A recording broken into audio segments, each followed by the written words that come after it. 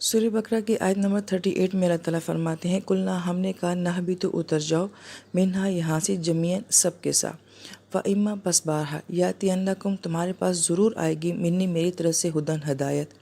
اب یہاں پہ یاتینکم کا لفظ آ رہا ہے، یہ آتا یاتی کا مطلب ہوتا ہے کسی چیز کا بڑے عام انداز کے ساتھ آنا، آسانی کے ساتھ آنا، کیجول انداز کے ساتھ آنا۔ پھر اس لفظ کے آخر میں یاتیننا جو نون آ رہا ہے، شد والا نون، اس کو عربی زبان میں نون ثقیلہ کہا جاتا ہے اور یہ کسی بات میں بڑی تاکید کے لیے آتا ہے۔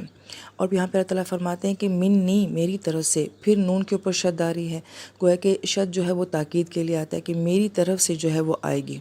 اب یہ لفظ بہت غور طلب ہے کہ تمہارے پاس آئے گی، بہت عام انداز میں، کیجول انداز میں ضرور آئے گی اور میری طرف سے آئے گی۔ کیا چیز آئے گی؟ ہدن، ہدایت۔ اور پھر ہدایت لفظ کے اوپر ہمیں تنوین نظر آتی ہے جو کہ نکرہ کو شور کرتا ہے۔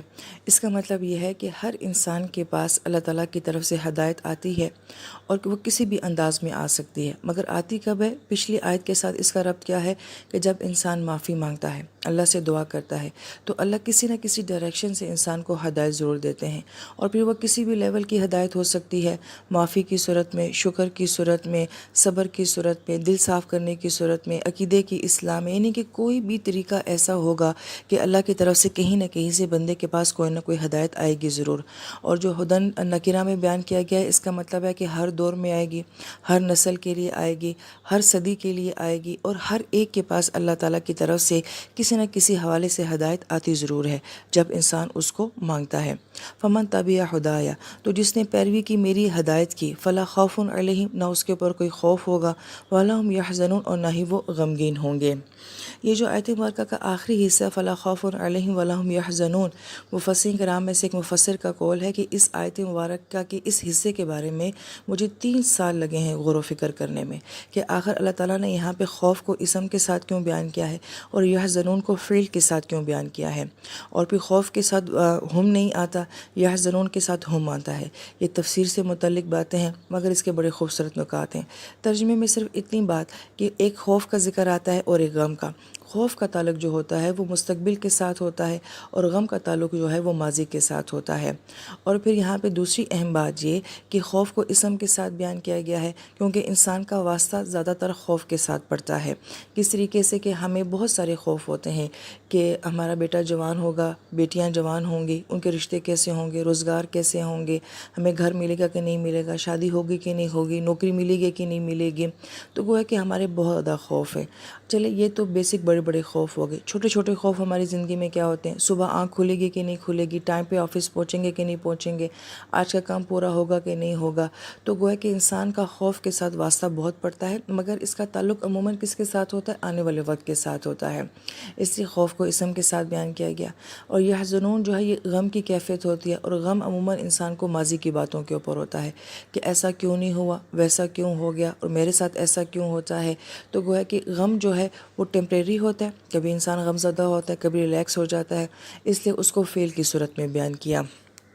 لیکن جو مختصر بات ہمیں آیت مبارکہ سے سمجھ آتی ہے وہ یہ کہ جن کے پاس اللہ پاک کی طرف سے ہدایت آتی ہے تو اللہ تعالیٰ انہیں ان خوفوں سے نجات دے دیتے ہیں۔ یہ جو 1000 طرح کے خوف ہمارے اندر ہوتے ہیں نا، ایک اللہ کا خوف آ جائے باقی سارے خوف انسان کے اندر سے نکل جاتے ہیں۔ جب ایک اللہ کا خوف انسان کے اندر نہیں ہوتا پھر بہت سارے خوفوں میں انسان جو ہے وہ بھٹکتا رہتا ہے۔ اور دوسرا یہ کہ اللہ تعالیٰ اسے غم نہیں دیں گے، اس کو ماضی کا پچھتاوا نہیں دیں گے، تو مستقبل بھی کلیئر ہو جائے گا انشاءاللہ اور ماضی بھی کلیئر ہو جائے گا۔ اور یہ آیت مبارکہ ساتھ ساتھ ہمیں یہ بھی کہتی ہے کہ حال میں رہنے کی کوشش کرو، مستقبل کو نہ سوچو، ماضی کو نہ سوچو، دیکھو کہ حال کیسا گزر رہا ہے، اسی کا تم سے سوال کیا جائے گا۔ پھر آیت نمبر 39 میں اللہ تعالیٰ فرماتے ہیں کہ والذین کفروا، جن لوگوں نے کفر کیا، وکذبوا، اور تکذیب کی، بآیاتنا، ہماری آیات کی۔ اب یہ کفر اور تکذیب کا لفظ آتا ہے، اس کا مطلب ہے یہ 2 ڈیفرنٹ معنی دیتا ہے، تبھی تو یہ علیحدہ علیحدہ سے بیان کیے جاتے ہیں۔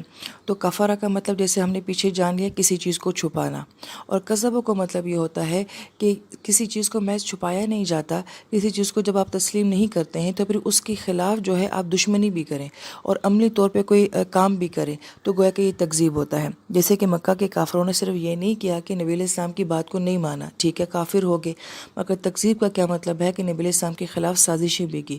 تو گویا کہ نہ ماننے کے بعد پریکٹیکل کسی بھی کام کا کرنا مخالفت میں آ کے اس کو جو ہے وہ تکذیب کہا جاتا ہے۔ لہٰذا کفر ایک علیحدہ معاملہ ہے، ایک بندہ ہو سکتا ہے کہ وہ کفر کرتا ہے مگر وہ تکذیب نہیں کرتا، بس میں نہیں مانتا، لیکن وہ پریکٹیکل کوئی کام نہیں کرتا۔ لیکن ایک وہ لوگ ہوتے ہیں جو کفر بھی کرتے ہیں اور پھر اس کے بعد جو ہے عملی طور پہ نقصان پہنچانے کی کوشش بھی کرتے ہیں، یہ تکذیب ہے۔ لہٰذا یہ دونوں ڈفرنٹ معنی دیتے ہیں۔ یہ لوگ جو ہیں اصحاب النار، یہ آگ والے ہیں، ہم فیہا خالدون، یہ اس میں ہمیشہ رہیں گے۔ اب آیت مبارکہ میں جو اصحاب کا لفظ آیا ہے، ہم اردو زبان میں جو لفظ بولتے ہیں نا صحبت اور صحابی، یہ اسی سے ہے۔ تو یہ تو بڑا پازیٹیو لفظ ہے، بڑا خوبصورت لفظ ہے، اسی سے صحابی بنا ہے اور نیک لوگوں کی صحبت ہوتی ہے۔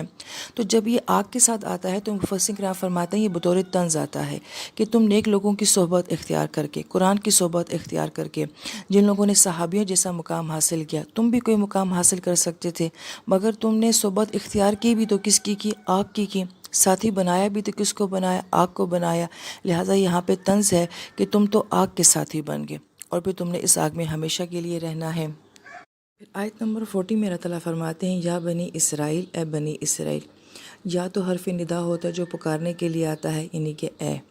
بنی کا مطلب ہوتا ہے بیٹا، یعنی کہ اولاد کے لیے آتا ہے۔ اسرائیل لفظ جو ہے، اس میں جو اسرا لفظ آتا ہے، اسرا کا مطلب ہوتا ہے قیدی کا ہونا، غلام کا ہونا۔ ہم اپنی اردو زبان میں بھی لفظ اسیر بولتے ہیں۔ عموماً شاعری میں لفظ استعمال کیا جاتا ہے کہ زلفوں کا اسیر ہونا، یعنی کہ کسی کی زلفوں کا قیدی بن جانا۔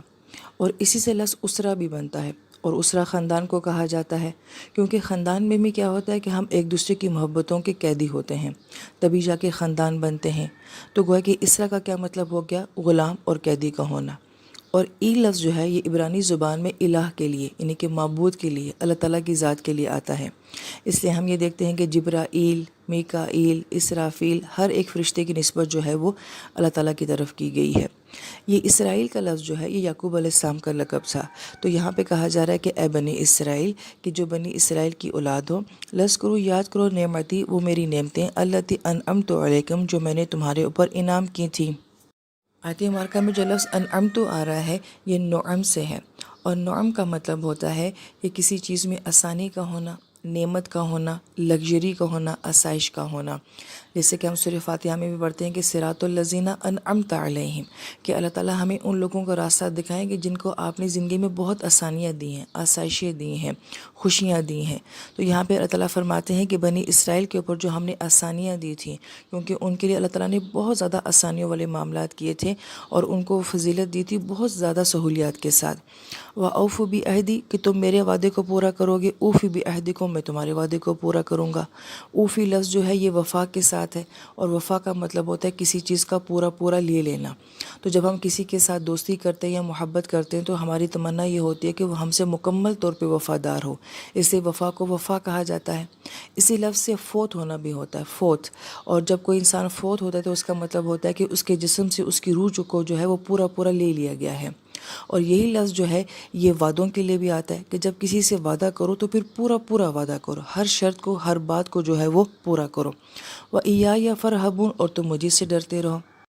اب پہلا سوال انسان کے ذہن میں یہ آتا ہے کہ اللہ تعالیٰ نے ہمیں یہاں یہ کیوں کہا ہے کہ مجھ سے ڈرو، یہ کیوں نہیں کہا کہ مجھ سے محبت کرو؟